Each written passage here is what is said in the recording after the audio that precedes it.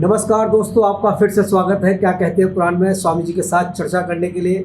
स्वामी जी नमस्कार। नमस्कार। बहुत सारी चर्चाएं होती हैं, बहुत सारे सवालों के जवाब देते हैं और ऐसे देते हैं आप कि आपको कहीं भी नहीं अटकते हैं। कुरान का आपने अध्ययन बड़ा गहराई से किया है और समझ चुके हैं आप कुरान को।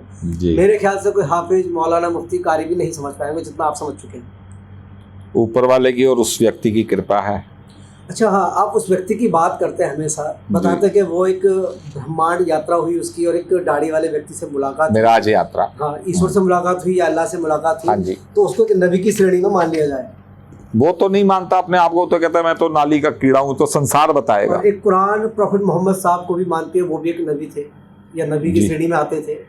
तो कुछ तो समानताएं होंगी इन दोनों के अंदर, तो वो हम जानना चाहते हैं, हमारे दर्शक भी जानना चाहते हैं कि प्रॉफिट मोहम्मद साहब और इस व्यक्ति की जिसकी ब्रह्मांड यात्रा हुई है, क्या समानता है।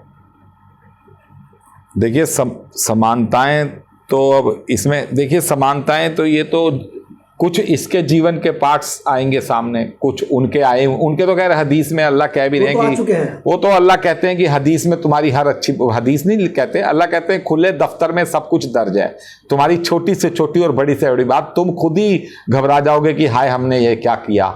खुद ही शब्द जो है ना, आपको बताया, पहले भी बताया कि खुद ही शब्द 19 से ज्यादा बार अल्लाह कह रहे हैं कुरान में। हाँ, तो ये खुद मतलब कौन? फर्स्ट पार्टी जो बवाल काटे, मतलब जैसे मेरी आपकी लड़ाई हो गई, पंच कहेगा भैया तुम खुद ही पानी मीठा पी रहे हो, इसको क्यों मना कर रहे हो? तो खुद उसके लिए आता है जो बवालिया, जो फर्स्ट पार्टी सेकंड पार्टी।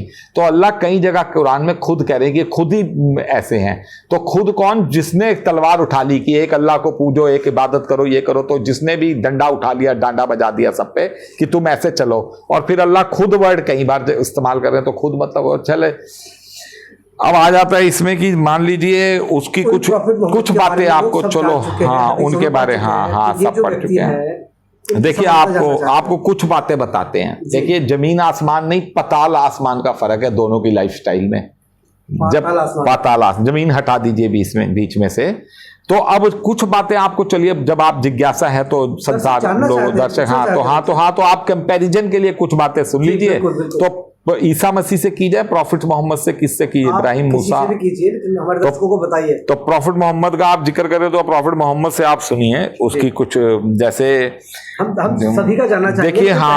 देखिए हाँ संसार जो है ना, दोनों के कर्मों को देख ले, उसके भी कर्म अब सुन ले। एक दावा तो उन दोनों का एक बना कि मिराज यात्रा, मिराज इसके साथ हुई, मिराज उनके साथ हुई, एक समानता तो ये हो गई मिराज यात्रा। अब देखिए जो मिराज यात्रा उन्होंने दावा किया कि मैं नबी हूं, एक तो ये व्यक्ति दावा ही नहीं कर रहा, ये कह रहा मैं तो नाली का कीड़ा हूं, मेरी बातें सुन लो, बस कुरान की आयतें सुन लो, मेरी बातें सुन लो, एक कुरान एक अल्लाह, इसके अलावा वो तीसरी कोई किसी चीज को मानने को तैयार नहीं। वो कुरान का मैसेज दे रहा है, अल्लाह का मैसेज दे रहा है। अब देखिए जैसे कुछ पॉइंट्स डिस्कस कर लेते हैं, जैसे वो शादी ब्याह लड़ाई झगड़े, एक स्टेप करके, कुछ हो सकता है वीडियो लंबी बने, मैं कट शॉर्ट में बताया जाएगा। जैसे मान लीजिए जजिया पे आ जाइए। अब जजिया एक्चुअल में कुरान जो जजिया कह रही है, वो कुरान जजिया कह रही है कि तुम जजिया दो। मतलब अगर आप सऊदी अरब में जाकर बिजनेस कर रहे हैं तो आपको जजिया कुरान कह रही है कि आप राम की, कृष्ण की बातें बताइए हमें, वो जजिया है। अल्लाह तो रोजी रोटी, अल्लाह पैसा थोड़ी मान रहे हैं रोजी। अल्लाह कहते हैं मैंने तुम्हें खुल के रोजी दी, किसी को काट के दी, किसी को बांट के दी। तो अल्लाह की नजर में जो जजिया कुरान कह रही है वो ये है कि आप राम वाले, आप हमें राम की कुछ बातें बताइए, ये है जजिया। मगर चलिए अब इस्लाम ने जजिया मान लिया, पैसे से, दादागिरी से, हफ्ता से वसूली से, हफ्ता वसूली है ना, हफ्ता वसूली है जजिया। ये लोग जजिया, हाँ ये तो राजा महाराजा जो इनके बाबर शाबर सब जजिया ही लागू करते आए, जितने मुगल बादशाह थे कि जजिया दो। तो वो तो चलो, जजिया का एक्चुअल मतलब तो यह है कि आप अपने धर्म की कुछ बातें हमें बताइए, और आप जजिया तब तक दीजिए जब तक कि आपको अल्लाह का ना समझ आ जाए। जैसे ही आपको हमारे प्यार से, हमारी कुरान से, हमारी तिलावत से अल्लाह समझ आई तो आप अपने आप शिफ्ट कर जाएंगे राम से अल्लाह पे। जजिया बंद, वो जजिया बंद की, भाई तुम आप कुरान, आप इस्लाम धारण करो तो जजिया बंद। तो एक्चुअल में ये नफ्सियाती, ये साइकोलॉजिकल जजिया था, जिसे अल्लाह कहते हैं कि तुम हमें राम की बातें बताओ, सरदारों को तुम हमें सिख ग्रंथ की बातें बताओ, हम तुम्हें अपनी बताएंगे, अल्टीमेटली एक दिन तुम्हें समझ आ जाएगा हमारे प्यार से इस्लाम का। तो अब देखिए जजिया, जी। यहां मोहम्मद साहब की नीतियों पे आओ। उन्होंने जजिया किसको बना दिया? हफ्ता वसूली को, महीना को, उसको। यहां इस व्यक्ति को देखिए, ये व्यक्ति की बातें तो सैकड़ों हजारों हैं, लाखों उनकी होंगी, लाखों इनकी है जीवन की।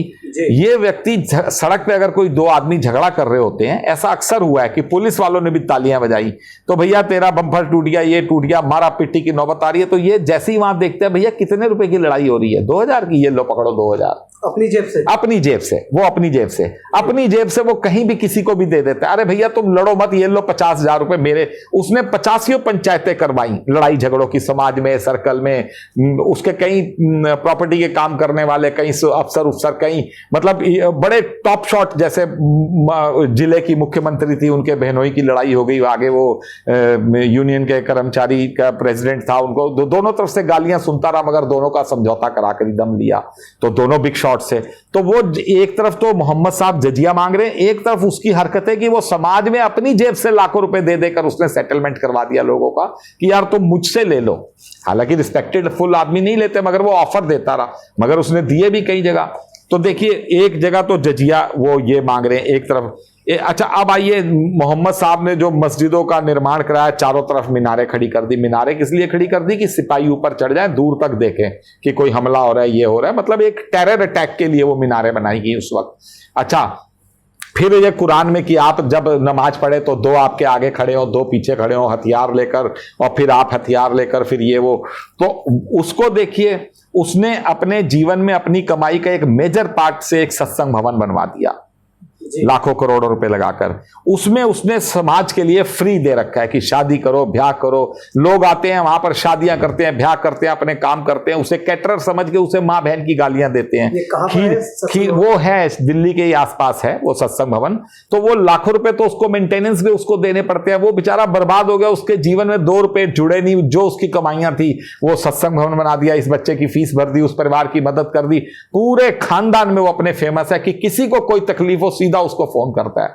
तो 50,000 मांग लिए तो चाहे 5,000 दे सका, 500 रुपए दे सका, मगर उसने किसी जरूरतमंद की हाँ, कितने ही नौकर चाकर सबके उसने मकान बनवा दिए, काम वालियां, ये वो, किसी अपना काम उसका बेचारे का रुका रहा 1,50,000 के लिए, मगर उसने सामने वाले को 1,00,000 2,00,000 दे दिए कि तू, वो उसकी सेविंग्स नहीं कर सका, छोटी सी गाड़ी में घूमता रहता है, बच्चे उससे उसके खफा है, मां परिवार के सब खफा है, सब कहते हैं पागल।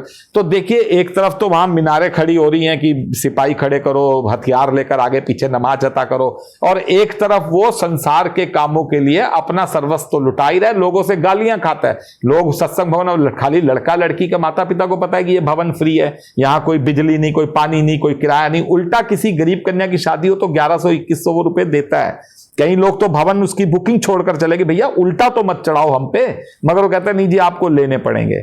तो देखिए एक तरफ वो कैसे कर रहा है। अब इसमें जो है ना सैकड़ों बातें, मोहम्मद साहब ने, कुरान कह रही है रिश्तेदारों को निभाओ, मगर एक जगह कुरान कह रही है कि अल्लाह के पैगाम में रिश्तेदारी भी कुछ नहीं, मगर वो दोनों बातें डाइवर्सिफाइड हैं, दोनों के अलग अलग मतलब है। मगर मोहम्मद साहब के जीवन में आओ तो उन्होंने कहा जी चाहे भाई हो चाहे बहन हो, गला काट दो उसको, उससे बात नहीं करनी, उसको छोड़ दो, अल्लाह की राह में सबको छोड़ दो। जबकि वो अपने तो बहुत लंबे उसने सर्कल को निभाया ही निभाया, मगर उसे अगर 5,000 लोग बिल्कुल ब्लड ग्रुप से उसे जानते हैं तो उसकी निभाने की, वो कैसे लोगों को निभाता है उस शहर के अंदर, निभाने का उसके मिलने वाले भी सब कहते हैं भाई आपने कमाल कर दिया पंडित जी, निभाने की कला को याद से दिखे। बड़े बड़े फन्ने खां सबर वाले कहते हैं हम नहीं इतना निभा सकते जितना आप निभाते हो। तो वो आपका जैसे कोई काम है, आप उसे कहीं बेंगलोर भेज दो, कलकत्ता भेज दो, अपने काम छोड़कर आपके काम के लिए वो बेचारा चलता जाएगा, ये करेगा। जो उसने कहीं समाज में जिसको भाई बहन बना लिया, जिसको दोस्त यार मित्र निभा लिया, निभाने के ऊपर उसने उसके मुंह में कोई पिस्तौल डाल दे, कोई थप्पड़ मार दे, कोई उसका दोस्त यार भाई बहन, उसने सबको निभाया, उसने किसी को नहीं छोड़ा। चाहे वो भगवान की बात हो, चाहे वो समाज की बात हो, चाहे वो व्यापार की बात हो, उसने जिसका जैसा लेन देन प्रॉपर था उसने उसको निभा कर दिया, उसने हर हाल में निभाया, उसने अपने एंड पे किसी को नहीं छोड़ा। अब देखिए जैसे कई बातें अगर आप मिलाएंगे तो अब जैसे कोई किस्सा भी आपको बताया जाए तो यहां देखिए, यहां मोहम्मद साहब की तो कई बीबियां हो गई। हालांकि कुरान में बीवियों वाला भी बड़ा सस्पेंस है, जब खुलेंगी बातें तो बड़ा अजीब अजीब रिजल्ट्स और मायने इसके सामने आएंगे संसार के।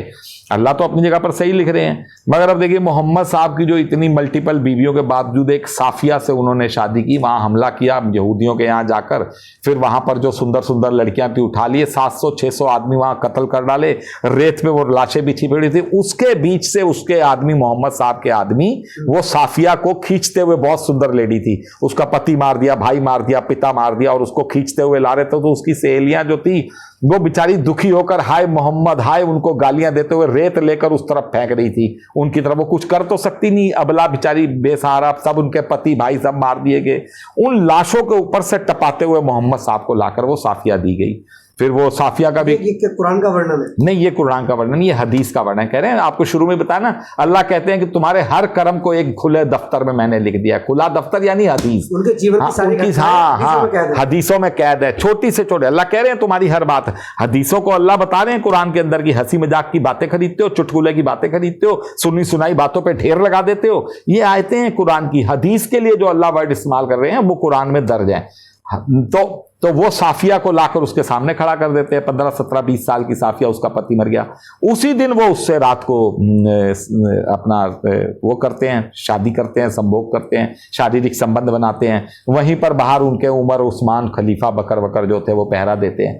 तो देखिए, जिस लड़की के पिता, भाई, पति को मार दिया हो, जिस व्यक्ति ने 700, जिसने डेड बॉडियों के ऊपर से कूदती हुई जो लाकर मोहम्मद साहब के सामने खड़ी की हो, जिसकी सहेलियां, मां बहनें रेत की ढेलियां फेंक रही हैं दुश्मन सेना की तरफ, तुम्हारा नाश हो, बद्दुआएं दे रही है, वो बद्दुआएं उससे उसी रात को अपने तंबू में ले जाकर उसके साथ शारीरिक संबंध बनाते हैं। और एक तो किस्सा आपने ये साफिया का सुन लिया, अब आप उसका सुनिए। सांसारिक जीवन है, उसके जीवन में भी मेलजोल होते रहे, ये वो, उसको भी कहीं कहीं किसी जगह पर मिल गई, उससे उसका बातें चोंच लड़ी, जैसे होता है। अब समाज की बातें हैं, बतानी नहीं चाहिए, मगर चलिए आपको कंपैरिजन में बताया जा रहा है। बात आगे बढ़ी, फिर उसने भी कोई बहाना वहाना मार के 10-20 विजिट इधर उधर करवाए। फिर उसने कहा कि मुझे किसी व्यक्ति की पेमेंट करवानी है, तो वो बाहर बाजार में तो होगी नहीं, होटल में पेमेंट होगी, तो चलो जरा 10 मिनट तक तुम कार में बैठना, मैं होटल में उनकी पेमेंट करवाऊंगा।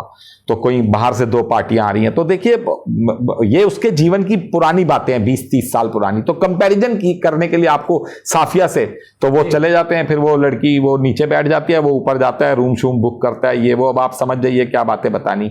इसके बाद वो उसको एक बार कहता है आ जा तू, तब तक जब तक वो पार्टियां नहीं आ रही, वो ऊपर चली जाती है। फिर वो वेटर को कहता है, वेटर अपना दूध पानी चाय सब सजा जाता है, फूल वूल ये वो। अब देखिए सब कुछ सही चल रहा है। अब देखिए वहां साफिया और यहां वो होटल, उसका किस्सा सुनिए। हालांकि बताना नहीं चाहिए, मगर चलिए कंपैरिजन संसार को मिले ताकि डिसाइड करें कि नबी कौन हो सकता है। उसके बाद फिर वो जब अब बात आगे बढ़ी, तो इतने में उसने देखा कि वो लड़की के आंखों में आंसू। तो वो बड़ा हैरान हुआ। उसने कहा इसके सामने लड्डू फूटने चाहिए इसके मन में, तो ये भी आ गई, मैं भी आ गया, रास्ता साला क्लियर है, आगे सब कुछ। तो उसने वैसी, हालांकि वो रोई घड़ियाली आंसू, जैसे लेडीज रोती हैं अब ये बातें कि अपना वो छुपाने के लिए। तो उसने कहा क्या हुआ?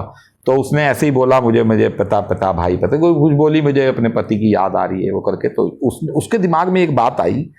उसने कहा कि बाई चांस ये आंसू असली हुए, अव्वल तो कोई चांस नहीं, तो कमरा सज गया, फूल आ गए, चाय पानी हो गई, आधा 1 घंटे से टीवी चल रहा है, बातें हो रही हैं, ना कोई पेमेंट आ रही ना कोई जा रही, दोनों खुश, दोनों हंसी। मगर एक घड़ियाली सा आंसू उसने अपनी इज्जत के मारे जैसे भी उसने बहा दिया, या जैसे भी इमोशंस क्रिएट करने के लिए। अब बात तो सारी समझ आ रही है, मामला क्लियर है हर तरह से, मगर उसके दिमाग में एक बात आई कि अगर इसका आंसू सच्चा हुआ तो तुझे कितनी बद्दुआ लगेगी।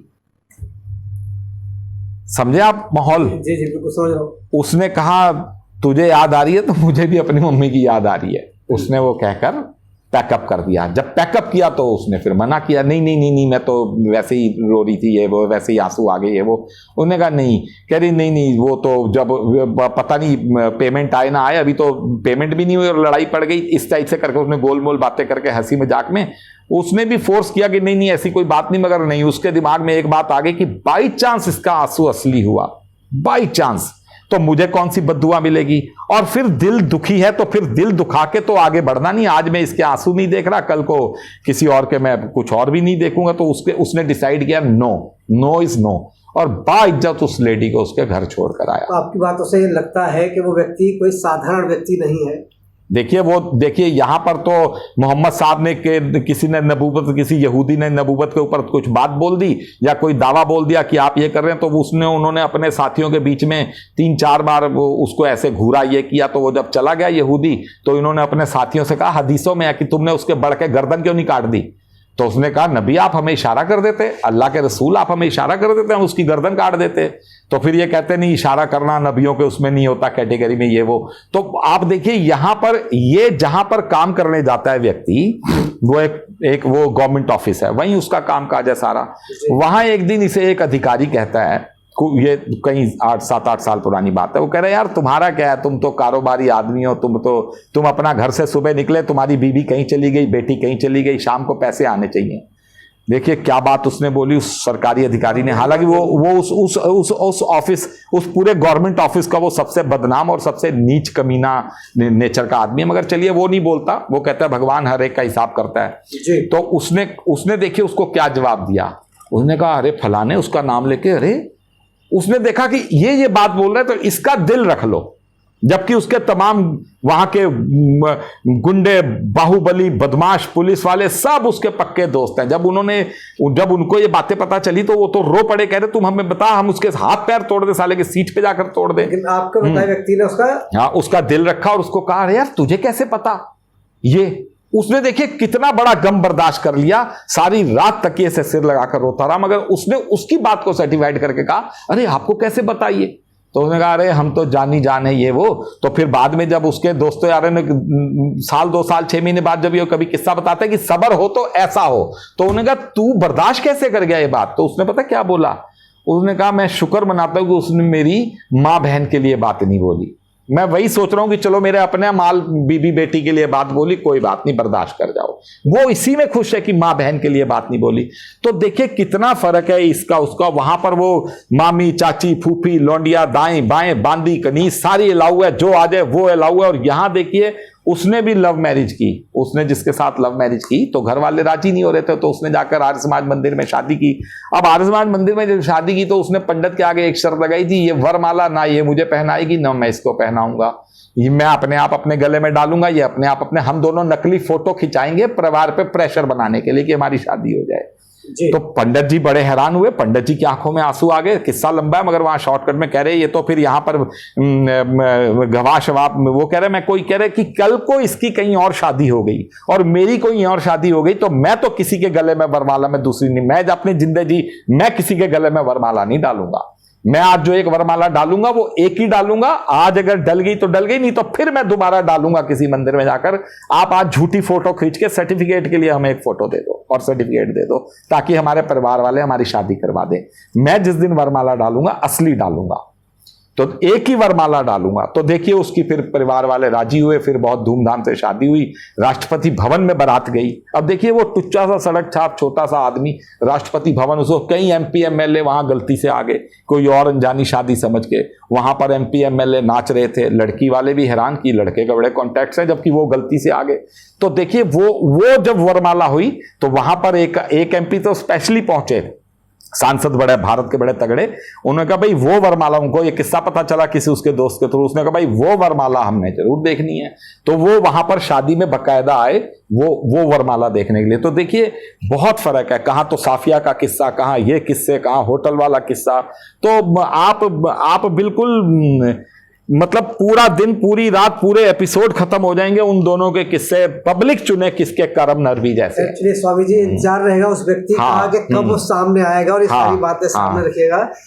समानता तो बस एक ही है कि वो अल्लाह के नाम पर खेल गया और ये अल्लाह के काम पे झेल गया। हम भी उस व्यक्ति का इंतजार करेंगे, हमारे दर्शक भी इंतजार कर रहे हैं और संसार भी देखेगा कि वो व्यक्ति किस तरीके से कर्म बताएंगे नबियों वाले किसके। आपका समय देने के लिए बहुत बहुत धन्यवाद और दर्शकों से कहूंगा कि हमसे जुड़े रहिए, देखते रहिए क्या कहते हैं।